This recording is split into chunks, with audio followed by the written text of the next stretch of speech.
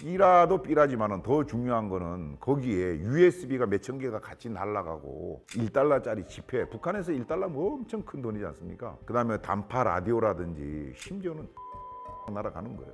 그런 거를 접하는 북한 주민들이 점점 이제 무너진다는 것이죠. 현 시점에서 북한이 가장 무서워하는 것은 네, 안녕하세요. 고성균의 장군몽군 유튜브 채널을 운영하는 예비역 육군소장 고성균입니다. 장벽을 왜 건설할까? 저는 이렇게 생각을 합니다. 푸틴이 말이죠. 얼마 전에 이제 북한에 와갖고 뭐 이런저런 군사 지원을 하겠다 뭐 이렇게 이야기를 하고 그 다음에 이제 거기에 맞춰갖고 이제 우리 정부가 만약에 북한에 러시아가 뭐 군사적 지원을 하고 그러면은 우리 대한민국이 우크라이나다가 뭐 다른 걸 줄 수도 있다 이제 이렇게 얘기를 했잖아요. 그렇게 이야기가 오고 가는 와중에 이제 푸틴이 이런 이야기를 했어요. 나는 남한이 북한을 공격하지 않는다는 걸 잘 알고 있다. 그 얘기를 했어요.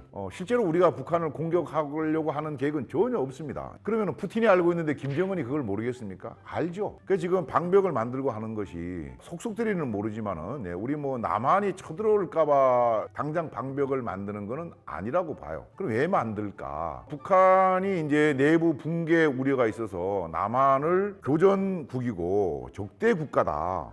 이렇게 지금 얘기를 했단 말이죠. 그러면 뭔가 좀 액션이 필요하잖아요. 김정은 입장에서 그런 차원에서 야 한미 무슨 뭐 연합훈련도 계속하고 그러는데 쟤들이 쳐들어올 수도 있는 거야. 그러니까 이렇게 방벽을 싸서 우리 북한을 보호하려고 그런다는 어떤 정치적인 그런 메시지를 만들어 갖고 북한 주민들에게 야 남한 저건 상종할 나라가 아니다. 잊어버려라. 뭐 이런 어떤 생각을 갖고 뭐 만들지 않겠는가 하는 것이 있고 그 다음에 이제 그 방벽을 만드는 곳이 결국 사람이 좀 쉽게 왔다 갔다 할 수 있는 이제 그런 지역일 텐데 그것이 혹시 북한 입장에서 북한의 어떤 주민이나 전선에 있는 북한군이 탈북이나 이제 귀순할 때 주로 쓰던 뭐 루트가 혹시 아닌가? 그러면 북한이 지금 내부적으로 흔들리고 있는데 더 많은 인원들이 귀순이나 탈북을 하게 되면은 김정은이 괴롭거든요. 그런 측면에서 그런 것을 또 이렇게 한 번 더 못하게 하기 위해서 또 건설하는 것이 아닌가? 뭐 그런 생각도 해 봅니다.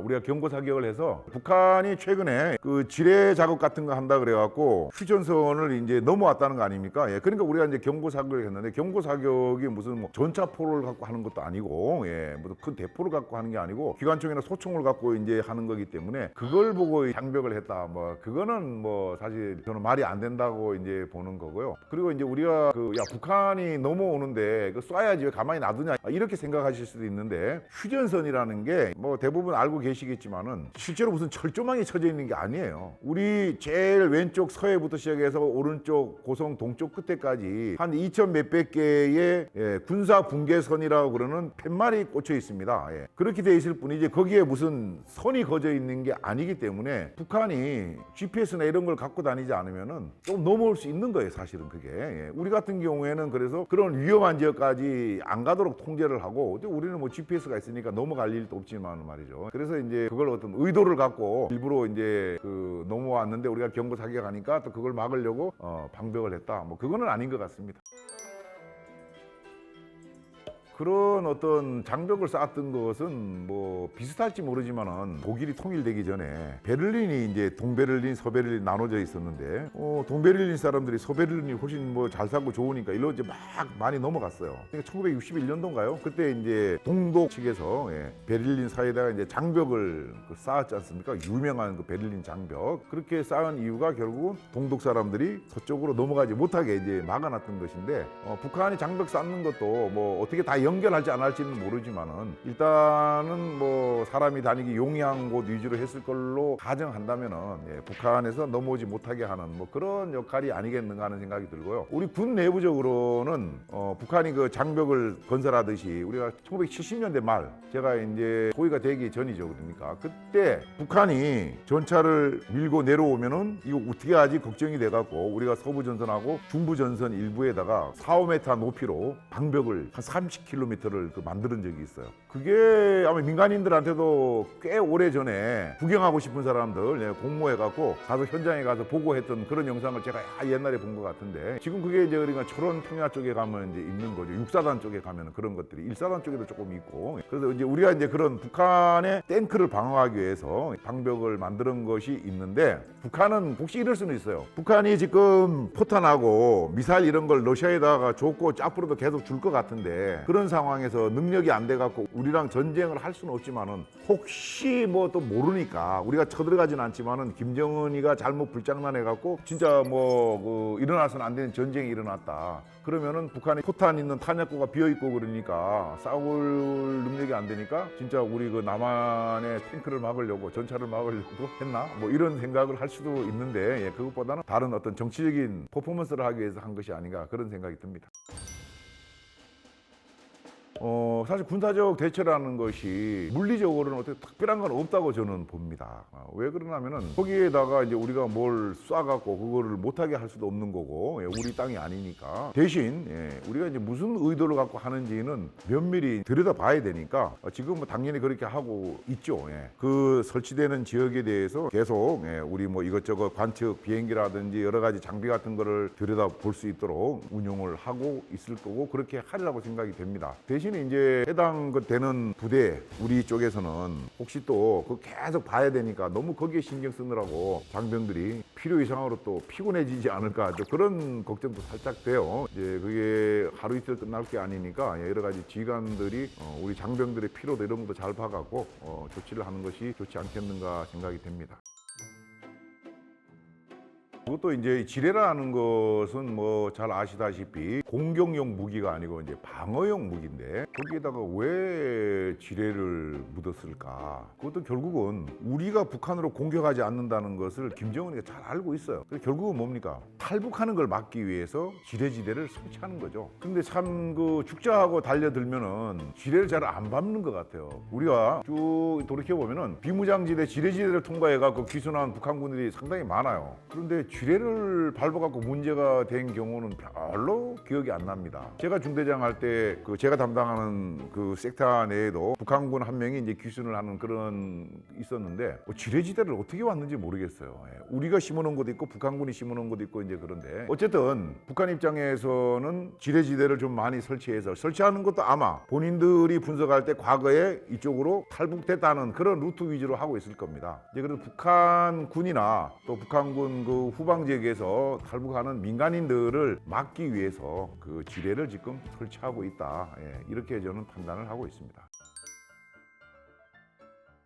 오물풍선이 온 것은 한마디로 북한이, 야 남한 나 지금 죽기 직전이야, 제발 삐라 보내지 마라, 사실은 이 목적으로 이제 보냈던 것이죠. 그런데 이제 삐라 보내지 말라고 오물풍선을 보냈다가 결과는 어떻게 됐습니까? 삐라라 그러는 혹을 떼려 그러다가 대북 확성기 방송이라 그러는 혹을 하나 더 붙인 형국이 돼버려서 북한은 몹시 괴로울 거라고 생각이 됩니다. 북한이 내부에서는 경제적으로 지금 문제가 많아서 굶어 는 그런 이제 상황이 되고 있고, 그 다음에 이제 사상 이념적으로 젊은 사람들이 야 이거는 아니야, 이건 인간 사는 게 아니야, 이런 생각을 지금 갖기 시작했단 말이죠. 그러면은 그런 사상 이념을 갖는데 결정적 기여를 한 것이 무엇인가? 우리가 흔히 뭐 뭉뚱그려 갖고 K 문화라는 것이죠. 그래서 오래전부터 중국 연변을 통해 갖고 북한으로 이제 왔다 갔다 하는 사람들을 통해서 CD라든지 뭐 MP3, 요즘에 이제 USB에 이르기까지 많은 것들이 들어가 갖고 북한 주민들한테 다 이제 퍼져 나가 있다는 거 아닙니까? 그러니까는 북한 학교에 가면은 인싸가 누구라고 그럽니까? 북한 학교가 인싸가 내가 어제 보지 못한 남한의 어떤 드라마의 장면을 기억하고 오는 친구가 인싸라는 겁니다.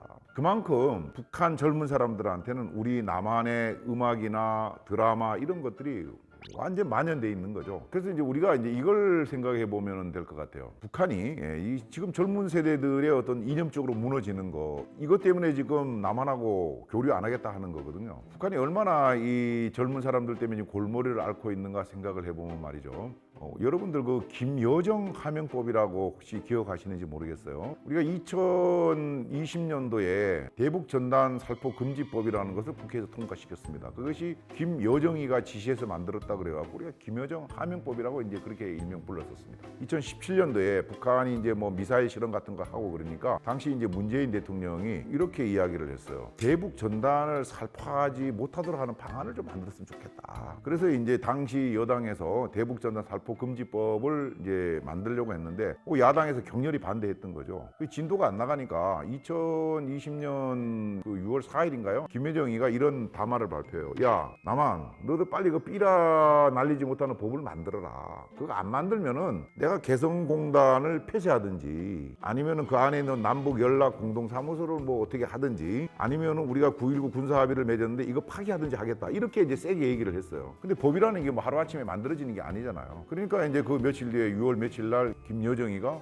개성공단 내에 있던 남북 연락 공동사무소를 폭파시켰지 않습니까? 그러니까 이제 당시 여당에서 막 서둘러 갖고 2020년 12월에 국회에서 야당의 격렬한 반대를 물리치고 대북전단 살포 금지법을 만드는 거예요. 그리고 이어서 북한에서는 2020년 12월에 소위 이제 반동사상 문화배격법이라는 게 만들었어요. 그게 뭐냐면은 남한의 어떤 음악이나 영상 이런 거는 반동이니까 그런 거를 보거나 보도록 하고 그러면은 뭐 5년 6년 교도소에 집어넣든지 아니면 사형까지 시키겠다 이런 법을 만드는 거예요.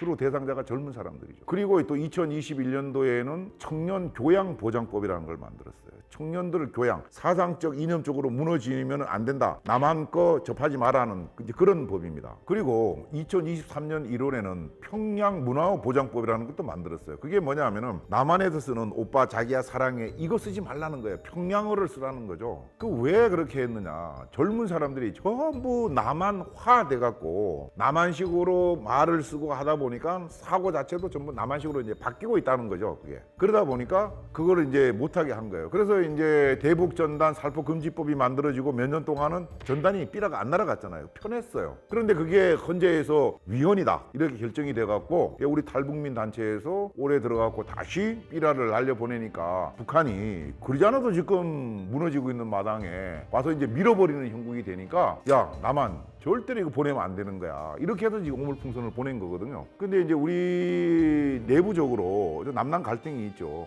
또 이해는 가는 면도 있어요. 그 삐라 날리는 그 주변에 계시는 분들은 야, 나 먹고 살아야 되는데 생계 유지가 안 된다. 이건 정부에서 좀 해결해 줘야 될 문제라고 생각이 되고요. 대신 이제 우리가 그 삐라만 가는 것이 아니고 어떤 분들은 나 삐라가 가갖고 그게 뭔 그 영향을 주냐고 하는데 삐라도 삐라지만은 더 중요한 거는 거기에 USB가 몇천 개가 같이 날아가고 $1짜리 지폐, 북한에서 $1면 엄청 큰 돈이지 않습니까? 그 다음에 단파 라디오라든지 심지어는 초코파이도 막 날아가는 거예요. 그 초코파이 하나가 북한에서 엄청 비싼 고급 음식 아닙니까? 그런 거를 접하는 북한 주민들이 점점 이제 무너진다는 것이죠. 이제 그런 목적으로 이제 보내고 있는 건데 북한 입장에서는 그것을 견디기가 쉽지가 않다. 야, 그거 남한 문화 못 들어오게 하려고 우리가 북한에서 만드는 이제 3대 악법, 최근에 그게 이제 반동사상 문화배격법, 청년교양보장법, 평양문화보장법인데 이것까지 만들었는데도 젊은 애들이 지금 통제가 안 되는데 너희들 남한에서 다시 삐라 들여보내 그러면 우리는 어떻게 하라는 거냐. 근데 그걸 보내지 말라고 지금 보냈던 것인데 우리 입장에서는 어떻게 보면은 북한에게 쓸 수 있는 가장 큰 무기인 거죠. 사실은 좀 안타깝지만은 우리가 이제 북한이 갖고 있는 핵 미사일이 우리한테 아주 안 좋은 무기라 그런다 그러면은 북한 정권에게 줄 수 있는 우리의 가장 안 좋은 무기는 삐라, 대북 확성기 방송 이런 거죠. 그런 게 주민들한테는 좋고 김정은이한테만 나쁜 거거든요. 대신 그것을 하는 과정에 있어서 우리 전방에 계시는 주민분들 이분들하고의 어떤 그 관계 이런 것은 정부 차원에서 관리할 필요가 있다 이렇게 봅니다.